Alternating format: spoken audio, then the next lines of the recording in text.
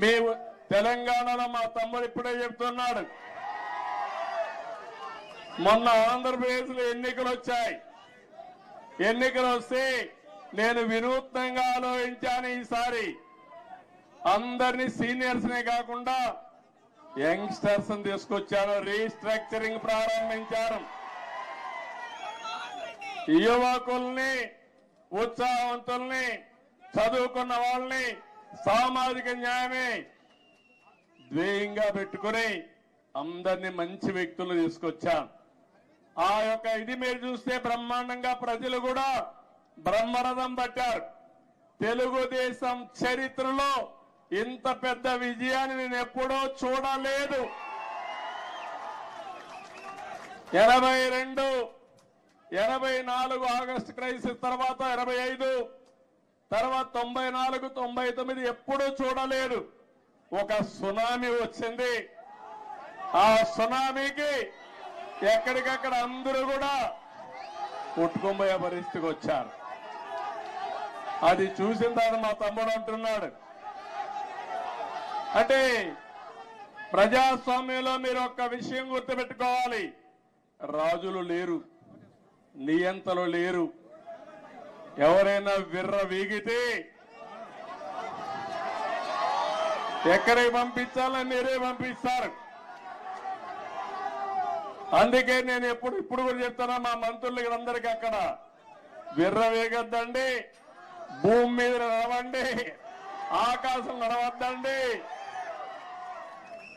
ప్రజలకు మనం సేవ చేయాలి కానీ మనము ప్రజలకు సేవకులు కానీ పెత్తందారులు కాదు. ఆ విషయం గుర్తుపెట్టుకోమని అందరికీ ఎప్పటికప్పుడు హితబోధ చేస్తున్నా. అందుకే ఒక మాట అన్నాను నేను, సిబిఎన్ 95 2024 కాదు, సిబిఎన్ 95లో ఏ విధంగా పనిచేశాడో అదే విధంగా పనిచేస్తానని నిన్నే చెప్పాను. ఆ రోజుట్లో మీరు నాతో తిరిగిన వాళ్ళు ఇక్కడ ఈ గడ్డ మీద చూసుంటారు. 90 రోజులు తిరిగారు హైదరాబాద్ లో. ఆకస్మిక తనిఖీలు, తెల్లవారుజామున లేచి అందరి తలుపు తట్టి నిద్ర లేపి సమస్యలు తెలుసుకుంటూ పరిష్కారం చేసిన రోజులు అవన్నీ. అలాంటివి చాలా చేశాం. ఆ రోజు చేసిన కార్యక్రమాలే మీరు చూస్తే శ్రమదానం, అదే మరి జన్మభూమి, అదే మారిగా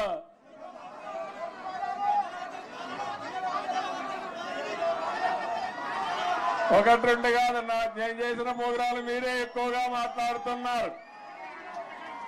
ఆ రోజు పరిపాలన ఒక ఉద్యమ స్ఫూర్తితో తీసుకుపోయినా అవునా కాదా అని అడుగుతున్నా. కొత్త కొత్త ఆలోచనలు చేశాం. ఆ ఆలోచనల్ని ఎక్కడికక్కడ అమలు చేశాం.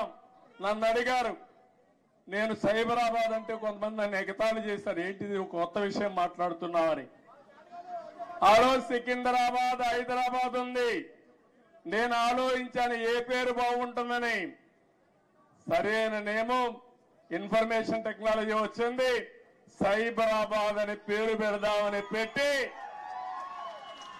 కడాన అమెరికా అధ్యక్షుడు బిల్ క్లింటన్ పిలిపించినప్పుడు నామకరణం చేశాం మనం. మన టెక్నాలజీ ఆయన చూసి ఆ రోజుల్లోనే ఆశ్చర్యపోయాడు, ఒక హైదరాబాద్ లో టెక్నాలజీ ఇంత అడాప్ట్ చేసుకున్నారని. అది నా స్వార్థం కోసమో కొంతమంది స్వార్థం కోసం కాదు, జాతి ప్రయోజనాల కోసం మనం చేయడం జరిగింది. ఇక్కడుండే నాయకులందరికీ మీ అందరికీ ఒకటే చెప్తున్నాను, 20 ఏళ్లుగా అపోజిషన్ లో ఉన్నాం. తెలంగాణలో కూడా తెలుగుదేశం పార్టీ ఉండాలనా లేదా అని మిమ్మల్ని అడుగుతున్నా.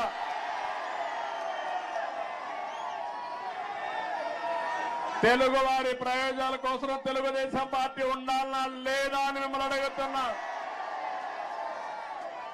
తెలంగాణ గడ్డ పైన పుట్టిన పార్టీ ఉండాలనా లేదా అని అడుగుతున్నా. తప్పకుండా ఇక్కడ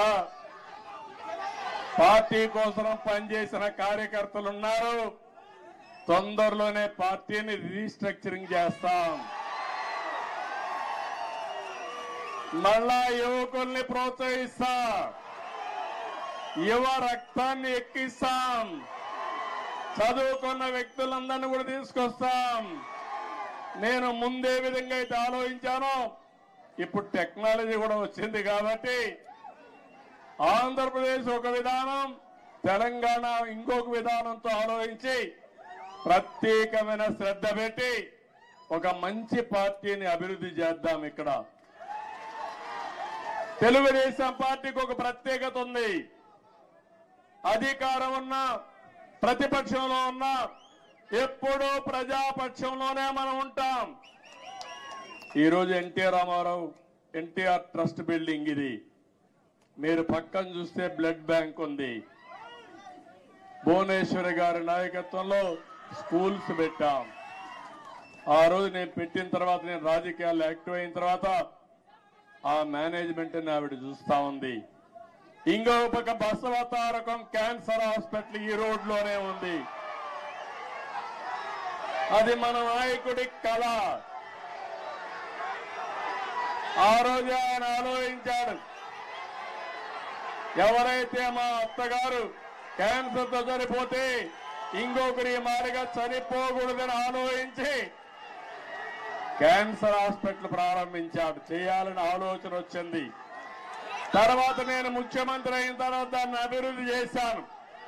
ఇప్పుడు బాలకృష్ణ గారి ఆధ్వర్యంలో బసవతారకం క్యాన్సర్ హాస్పిటల్ ఈ ప్రాంతంలో ఎనలేని సేవలు అందిస్తున్నారు. ఒక ఇన్స్టిట్యూషన్ పెడితే ఎప్పుడు కూడా మీరు ఒక్కసారి గుర్తుపెట్టుకోండి, తెలుగుదేశం పార్టీ ఒకే ఆలోచన. ఆ ఆలోచన ఏ విధంగానైనా సరే ప్రజలకు సేవ చేయాలన్న ఆలోచన తప్ప పెత్తనం చేయాలని కాదనే విషయం మరొక్కసారి మీ అందరికీ గుర్తు చేస్తున్నా. Please subscribe Telugu politics.